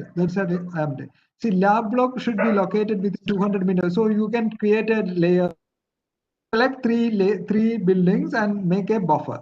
So it becomes 1. Let us say layer 1. Okay. Then the proposed building should have a clearance of 3 meters from the exit. So you select all the building and remove and create a buffer. Okay, create buffer. And then what is to be done? So 9 meter because I'm sorry, 3 meter buffer, create a buffer of 3 meter. So then you should create has a width of 6 meter. So 6 meter plus 3 meter clearance. So 9 meter. So create a buffer of 9 meter. So create a buffer meter for civil engineering, electrical block and lab block, and then create a buffer for existing building, create a buffer this, I mean, a road. Now, these are the areas which are not permitted. Am I right? No, no. So these two are the area which are not permitted, but this is the area which is permissible. Again, you need to take only within the academic zone. Okay, so land use, you need to select it as academic zone, and then clearance then should be located with, it should not be located within playground. Okay, so what is to be done is you need to erase these two area which are the area that has to be erased. So the items which are not permissible are to be erased from here. So you can make a intersection of which are the area. So either you can create a permissible area. You create the permissible area here are those area where it is permitted. So this is permitted, and then you need to remove from, you need to remove these three, isn't it? You need to remove the buffering from the building, buffering from the road. So is to be removed, and then what else to be removed? You should remove the academic zone. You should remove the playgrounds also. Okay, so from the buffered zone within the academic zone. Okay, so buffered zone. So what is to be done? So you need to take a buffer it and take a intersection of these two, academic zone and CE block. I mean this buffer. Is it clear? So that is the permissible area. So from you need to remove these three, these two, these three. Okay. How do you remove that permissible area? Symmetrical difference. Okay. So such that this area, these three area will not. Is it clear? Hello. Hello.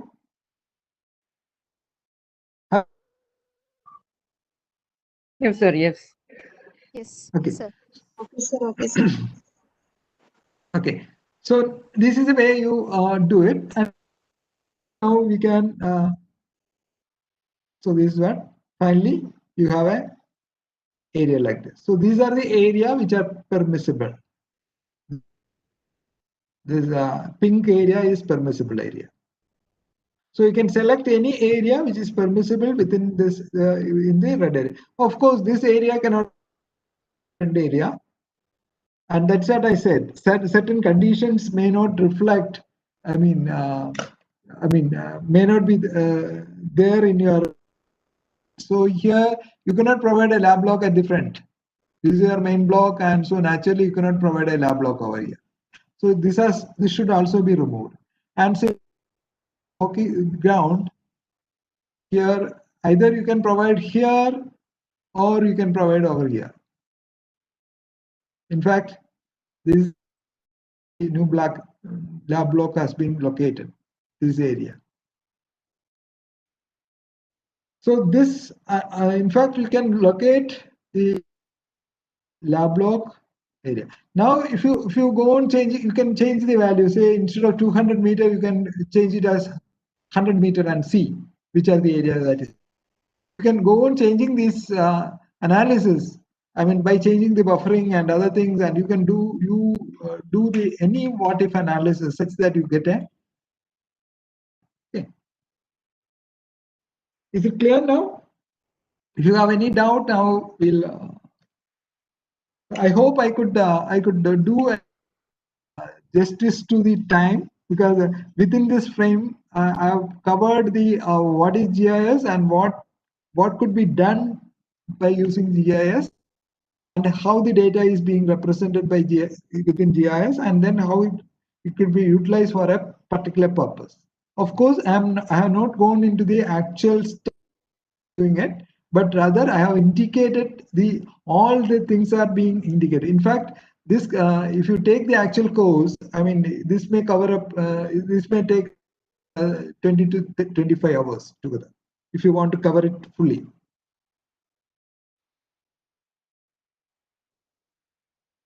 Any question?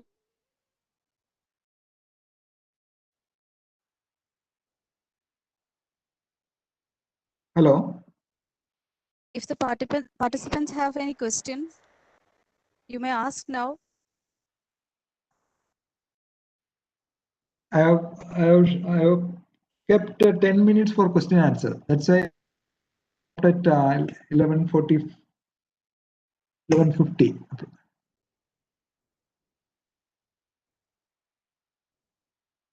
If there is You can questions. ask yourself or text in the chat box also.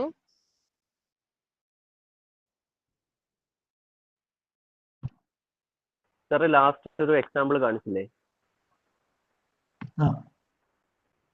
അതിൽ നമുക്ക് permissible അല്ലാത്ത area delete ചെയ്ത് കളയാൻ ഏത് ഓപ്ഷനാണ് sir ചെയ്തിട്ടുണ്ടായിരുന്നത്? ഉപയോഗിക്കാം, അല്ലെങ്കിൽ നിങ്ങൾക്ക് സിമെട്രിക്കൽ ഡിഫറൻസ് ഉപയോഗിക്കാം. ഒരു സിംഗിൾ മെത്തേഡ് ഒന്നുമില്ല. ബേസിക്കലി നമ്മൾ അത് രണ്ട് രീതിയിൽ പ്രൊസീഡ് ചെയ്യാം. ഇത് തന്നെ രണ്ട് പ്രൊസീഡ് ചെയ്യാം. പെർമിസിബിൾ ആയിട്ടുള്ള ഏരിയ എടുത്ത് വരാം, മനസ്സിലായോ? അതായത് നമ്മൾ പെർമിസിബിൾ ആയിട്ടുള്ള എല്ലാ ഏരിയ എടുത്ത് വന്നിട്ട് അതിനെ അല്ലെങ്കിൽ ഇന്റർസെക്ട് ചെയ്തെടുക്കാം. ഓർ നോൺ പെർമിസിബിൾ ഏരിയ എല്ലാം കൂടെ എടുത്തിട്ട് അതിനെ യൂണിയൻ ചെയ്തിട്ട് പെർമിസിബിൾ ആയിട്ടുള്ള ഏരിയ എന്ന് ഡിഡക്ട് ചെയ്യാം. അല്ലെങ്കിൽ രണ്ട് രീതിയിലും പ്രൊസീഡ് ചെയ്യാം.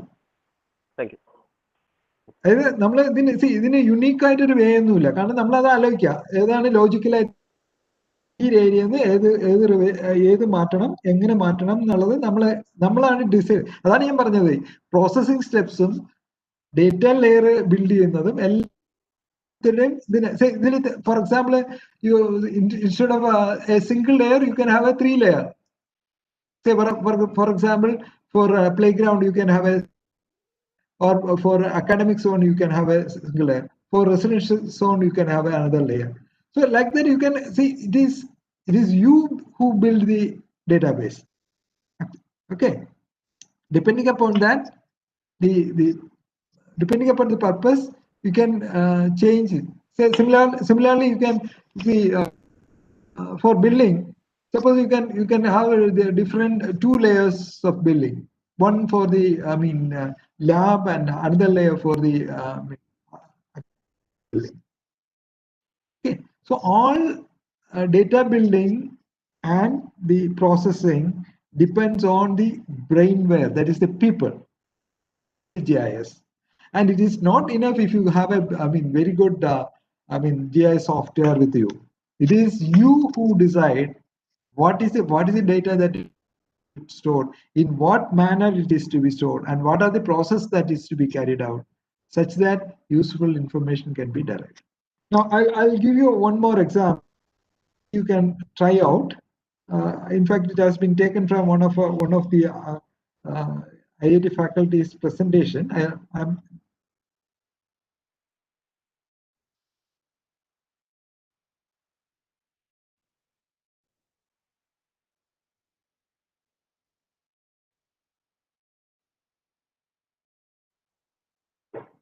You can think of what are the layers that are to be created and what are the different processes that are to be carried out for getting the final result.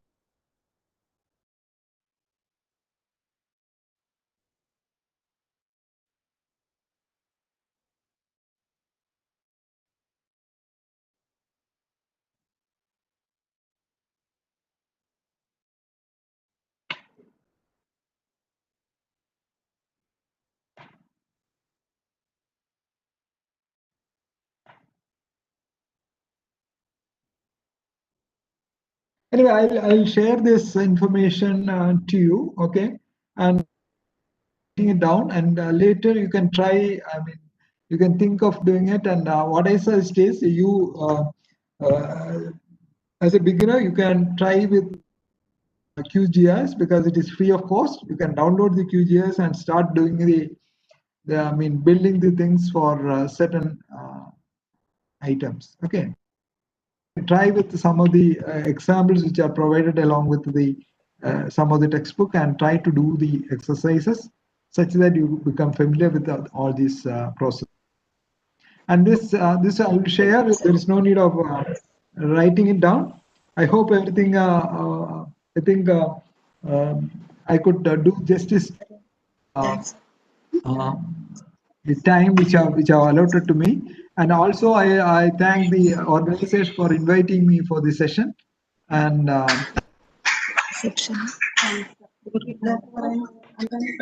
സാറേ അടുത്ത 2 ദിവസത്തെ ക്ലാസ്സുകള് ശരിക്കും practical section ആണ് arrange ചെയ്തേക്കുന്നത്. അപ്പോ ഈ പറഞ്ഞ ടേമുകളൊക്കെ എല്ലാവർക്കും ഫെമിലിയർ ആവും. ശരിക്കും ആർക്കും ഇതിനെപ്പറ്റി കുറച്ച് ആളുകൾക്ക് മാത്രമേ ഈ സോഫ്റ്റ്വെയറിനെ പറ്റി അറിയുള്ളൂ. ബാക്കി എല്ലാവർക്കും അപ്പൊ ശരിക്കും 2 ദിവസത്തെ ക്ലാസ് പ്രാക്ടിക്കൽ സെഷൻ കഴിയുമ്പോൾ എല്ലാവർക്കും അത് ഫെമിലിയർ ആവും. അപ്പൊ സാർ ഈ പറഞ്ഞ വേർഡുകൾ മുഴുവൻ എല്ലാവർക്കും മനസ്സിലാവും സാറേ. ഇപ്പൊ അവർക്ക് ശരിക്കും അത് അതിലെന്താണെന്ന് അതല്ല ഞാൻ ഇങ്ങനെ പ്രസന്റ് ചെയ്യാനുള്ള കാരണം എന്താന്ന് വെച്ചാല് the people who are this will make the others duty easier because അല്ലെങ്കിൽ നമ്മൾ ഈ ഒരു ജനറൽ ടേംസിൽ ഇതിപ്പോ ബേസിക്കലി ഞാൻ അങ്ങനെ എല്ലാത്തിന്റെയും ഒരു പെരിഫറൽ ആയിട്ടാണ് പറഞ്ഞു പോയിരിക്കുന്നത് so that the people can when they start doing it they will get what is meant by all these terms. അത് മൊത്തത്തിൽ കവർ ചെയ്തിട്ടുണ്ട്. അതേസമയം അതൊരു കാരണം ഇത് പ്രാക്ടിക്കൽ ചെയ്യാൻ വേണ്ടിയുള്ള ഒരു ക്ലാസ് പോലെയാണ് ഞാൻ എടുത്തേക്കുന്നത്. അതായത് പ്രാക്ടിക്കൽ ചെയ്യാനുള്ള ഒരു പോലെയാണ് ഞാൻ ചെയ്തേക്കുന്നത്. അതെ സാറേ അത് ശരിക്കും അത് അങ്ങനെ തന്നെ ആയിട്ടുണ്ട് ഇപ്പോ. ശരിക്കും അപ്പൊ അവർക്ക് ഈ ടേമുകൾ മുഴുവനും ഇതിൽ നിന്ന് കിട്ടുകയും ചെയ്യും. അപ്പൊ എന്തായാലും അവര് ക്ലിയർ ആക്കും. ശരിക്കും കുറെ ആളുകൾക്ക് മാത്രമേ ശരിക്കും കുറച്ച് ആളുകൾക്ക് അറിയുള്ളൂ സോഫ്റ്റ്വെയറിനെ പറ്റി. അപ്പൊ ആ ഒരു ഇത് ഉണ്ടാവും. അതുകൊണ്ടാണ് സാർ. Okay. അപ്പൊ okay, thank you. Are you going to do it in QGIS? QGIS ആണ് സാറേ. Okay, QGIS. Okay. Okay, then can I stop the presentation and leave? Hello. If there is no more questions, we will move on to feedback session.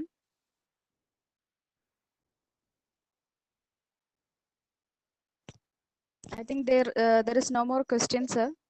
So okay. I would like to invite Mrs. Dr. Anita Jacob, lecturer in civil engineering, GPTC Palakkad, for the feedback session and the vote of thanks. എല്ലാവർക്കും നമസ്കാരം.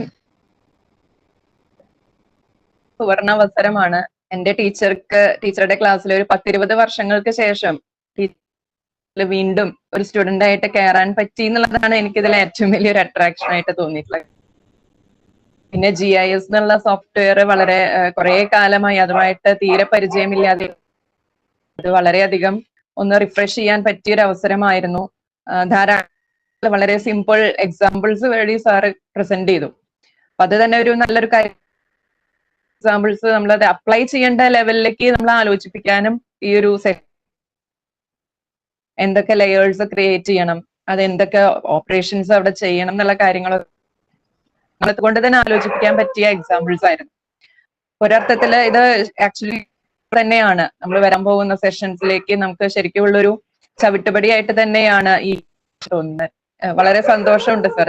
Thank you very much and thank you.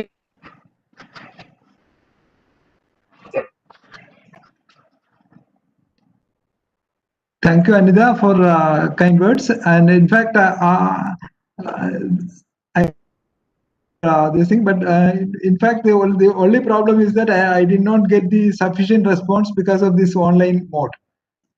Because if you are standing in a class, having we can look at your faces and get the immediate response such that I can speed up and slow down based on your response. But absent here, and maybe I am not sure whether I have gone with the same actual phase which is required.